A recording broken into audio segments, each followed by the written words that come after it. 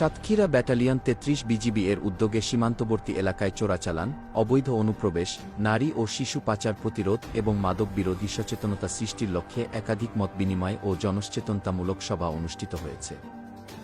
গত ৫ আগস্ট থেকে ১১ সেপ্টেম্বর পর্যন্ত পদ্মসাকরা, ভোমরা, বাকাল, গাজীপুর, ঘোনা, বৈকারি, কালিয়ানী, কুশখালী, তলুইগাছা, ঝাউডাঙ্গা, কাকডাঙ্গা, মাদরা, হিজলদি, সুলতাপুর ও চান্দুরিয়া বিওপির দায়িত্বপূর্ণ এলাকায় এসব সভা আয়োজন করা হয়।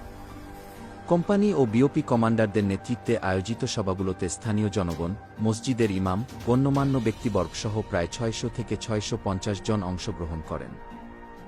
সভায় সীমান্ত অপরাধ প্রতিরোধে স্থানীয়দের সতর্ক করা হয় এবং মাদকদ্রব্যের কুফল তুলে ধরে যুব সমাজকে রক্ষার আহ্বান জানানো হয়। বিজিবি জানায়, সীমান্ত এলাকার শান্তি শৃঙ্খলা বজায় রাখা এবং কোনো ব্যক্তি যাতে অবৈধভাবে সীমান্ত অতিক্রম না করতে পারে সে বিষয়ে স্থানীয়দের সহযোগিতা অত্যন্ত জরুরি। অংশগ্রহণকারীরা বিজিবির এ ধরনের উদ্যোগকে স্বাগত জানিয়ে ভবিষ্যতেও এরূপ কার্যক্রম অব্যাহত রাখার অনুরোধ করেন।